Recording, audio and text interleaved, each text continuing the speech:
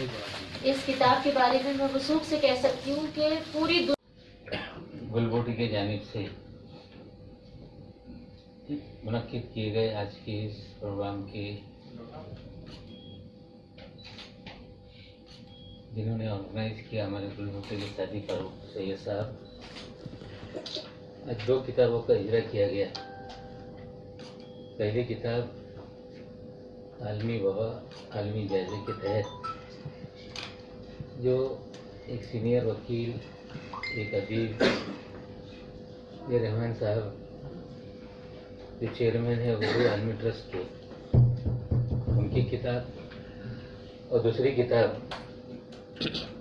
हिंदू मुस्लिम विवाद कितना धार्मिक और कितना राजनीतिक। शकील शमसी साहब एडिटर इनकलाब के हैं, उन्होंने हिंदी में किताब लिखी है और इस इजरा हम लोगों ने किया। इस इजरा में आए हुए तमाम मेहमानान, खास करके डॉक्टर जहीर कारी साहब, बर्नी साहब, हमारे बड़े भाई अनुराग चतुर्वेदी जी, शकील वसी साहब, सरफराज आरजू साहब, जावेद जमालुद्दीन साहब और हमारी बहन डॉक्टर वसीम रशीद साहिबा और कासिम इमाम साहब और आए हुए तमाम मेहमान हैं। अब एक मौजू है आलमी वबा। सही बात है कि पिछले लगभग 2 सालों से पूरी दुनिया में जिस तरह से कोरोना और कोविड-19 या उसके बाद ओमिक्रॉन, डेल्टा, जिस तरह के वबा पूरी दुनिया में फैली, वुहान से निकलकर यूरोप से अमेरिका और नमस्ते ट्रम्प के चक्कर में हिंदुस्तान भी पहुंच गया। नमस्ते ट्रम्प के चक्कर में और सारा बिल फाड़ दिया गया तबलीगी जमात के। वबा लोगों तक कम फैली थी, लेकिन टेलीविजन ने जिस तरह से वबा फैलाई, हमें लगता है पूरा माशरा खराब करने की कोशिश की गई। लेकिन वबा पहली बार दुनिया में नहीं, कई बार हजारों सालों से इस तरह की बीमारियां दुनिया में फैलती रही। जिस माशरे में आज हम इस किताब का उर्दू में इजरा हम लोगों ने किया, हमारी बदकिस्मती है कि हमारी कौम इस वबा को मानने के लिए तैयारी नहीं है। हमारी जिम्मेदारी बनती है कि जो सच्चाई है, जो साइंस है, उसे लोगों को किस तरह से समझाया जाए, ये सबसे बड़ी जिम्मेदारी है। हमें लगता है इस किताब के जरिए जो आलमी वबा दुनिया में फैली, कम से कम मुसलमान उसको कबूल करेगा, ये मानेगा कि इस तरह की बीमारी है। इस बीमारी से लाखों लोग इस मुल्क में लोगों ने अपनी जानें गंवाई। इन 2 सालों में कई अपने चले गए, रिश्तेदार चले गए, दोस्त अहबाब। जब हम लोग फ़ोन की डायरी खोलते हैं और जब ये से शुरू करते हैं तो याद आता है कि इस वबा में हम लोगों ने इस पुराने अपने दोस्त को खोया, इस रिश्तेदार को खोया। तो मुझे लगता है मुल्क में कोई ऐसा नहीं होगा जिसने कोई अपने अजीज, अकारीब, दोस्त या कोई जानने वालों को नहीं खोया हो। वबा की वजूहत जो भी रही हो, एहतियात जरूरी थी, एहतियात भी लोगों ने नहीं किया, बेफिक्री में भी बहुत सारा नुकसान हो गया। और जब उसका टीका शुरू हो गया तो अलग अलग तरीके से अफवाहें फैलाई गई। मुझे आज भी कहने में दुख होता है कि टीकाकरण हो रहा है, वैक्सीनेशन का प्रोग्राम हो रहा है, और मुसलमान बस्तियों में जिस तरह से टीका लगवाना चाहिए, हमें लगता है उतने तादाद में टीके नहीं लग पा रहे हैं। ये हमारी कमियां हैं। मर्द हजरात तो नौकरी पे जाना है, ट्रेन में बैठना है या घरों से बाहर जाना है, उनमें तादाद कुछ है, लेकिन हमारे औरतों में टीकाकरण बड़े पैमाने पर कम है।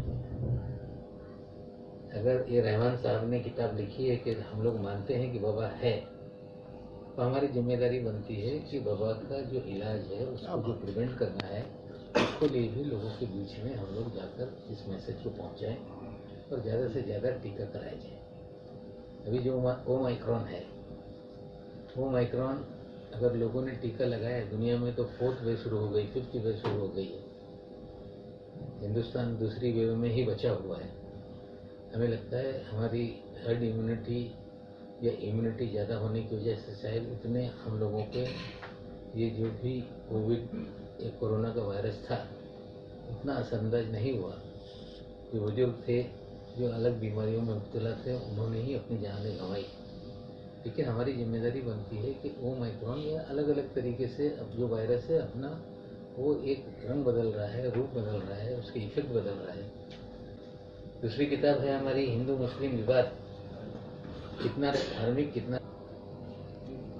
हमें लगता है कि जब चंगेज खान की फौजें हिंदुस्तान पे हमलावर थी, और तारीख में मैंने पढ़ा है, तब अलाउद्दीन खिलजी की फौज चंगेज खान की फौज से लड़ रही थी, और वबा फैलने की वजह से ही उनके घोड़े मरने लगे, फौजी मरने लगे, और जो चंगेजी लश्कर था जो कत्ले आम करता था, हमें लगता है वो भाग लिया। वबा ने हिंदुस्तान को बचाया भी है। ये भी कहीं ना कहीं हम लोगों को वबा का भी एहसास। दूसरी किताब हमारे भाई ने लिखी है हिंदू मुस्लिम विवाद, कितना धार्मिक कितना राजनीतिक। उन्होंने अलग अलग हवाले से, तारीख के हवाले से या कुछ दानेश्वर तबके के हवाले से चीज़ों को लिखा है, कुछ हिंदू प्रीस्ट के जरिए उन्होंने चीज़ों को लिखी हैं। लेकिन आज दो ज़बानों में दो किताबें यहाँ उनका इजरा किया गया।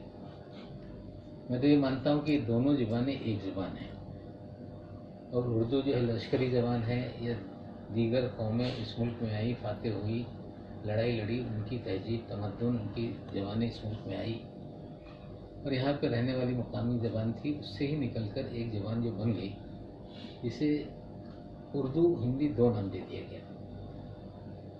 जो पर्शियन लिपि में लिख दी गई वो उर्दू बन गई, और जो देवनागरी लिपि में लिखी गई वो हिंदी बन गई। ज़बानें दोनों एक हैं, लेकिन यही हिंदू मुस्लिम विवाद की वजह से इतनी कट्टरता भर दी जा रही है दोनों ज़बानों में कि हम इसको बिल्कुल फारसी ना बना दे, ये कोशिश में उर्दू ना लगे हुए हैं, और हिंदी ना ये लगे हुए हैं कि इसको संस्कृत बना दें। हमें लगता है जो ज़बान थी आम बोलचाल की भाषा, अगर दोनों ज़बान उसी तरह की बनी रही तो हमें लगता है ये हिंदू मुस्लिम एकता से बड़ी बहुत बड़ी बात है। मुझे लगता है वो बहुत बड़ी बात है। लेकिन जहाँ तक मेरा मानना है कि हिंदू मुस्लिम विवाद हजारों साल से इस मुल्क के अंदर, मोहम्मद बिन कासिम पहली बार आए, उसकी वजूहत और कोई थे, ताजिरों की औरतों को राजा दायर ने रोक लिया, वो हमला आवर हुए, उसके बाद उनका लोगों ने स्वागत किया, बहुत अच्छे लगे। लेकिन क्या उस जमाने से क्या हिंदू मुसलमानों के बीच में तनाज़ुर थे? ऐसा नहीं। जैसे कि हल्दी घाटी का जिक्र इसमें किया गया, राणा प्रताप की ओर से सूरी लड़ रहे थे और अकबर की फौज की तरफ से मान सिंह लड़ रहे थे, तो कहीं भी उस वक्त हिंदुस्तान में मजहब के नाम की लड़ाई नहीं थी। सियासत में वहाँ पर हुक्मरानी की लड़ाई थी। जो मैंने आज तक पढ़ा है या मैंने जो समझा है, मैंने कई बार इस बात को रखा है कि 1857 की जंगे आज़ादी, या जिसे गदर कोच लोग कहते हैं, हिंदू मुस्लिम का राजनीतिक, ये धार्मिक लड़ाई कभी नहीं रही। अगर धार्मिक लड़ाई होती तो 800 सन ईस्वी से ही इस मुल्क के अंदर हिंदू मुसलमान लड़ते रहते। धार्मिक लड़ाई होती तो जिस सूबे में, जो केरल है या तमिलनाडु है, जहाँ पे कभी मुसलमान किसी बादशाह ने हुक्मरानी नहीं की, तो वहाँ कहाँ से मुसलमान आ गए? या केरला का हिंदू और मुसलमान क्यों नहीं लड़ रहा है? या तमिलनाडु में जिस तरह की शिद्दत मजहब के नाम पे, जो हमारे जिसे काउ वर्ल्ड कहते हैं, नॉर्थ इंडिया में है, वो शिद्दत साउथ इंडिया के उन दो स्टेटों में क्यों नहीं है? हमें लगता है कि ये इब्तिदाई दौर से कभी भी सियासी लड़ाई नहीं थी, मजहबी तो लड़ाई कभी भी इस मुल्क में ये नहीं रही।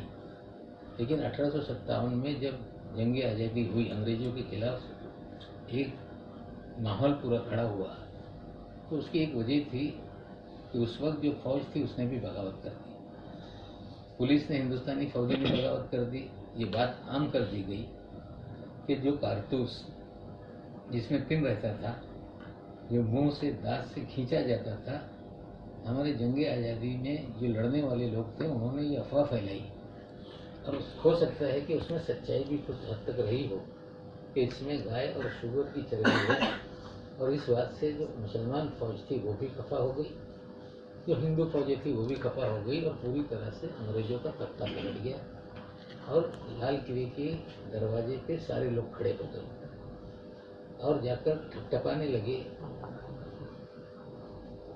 घंटी बजाने लगे कि आप आज से हिंदुस्तान के हुक्मरान बन गए। ये बात सही है कि लोगों ने उस वक्त कबूल नहीं किया, कुछ वक्त मांगा, बाद में उन्हें इस मुल्क की बादशाहत फिर दे दी गई।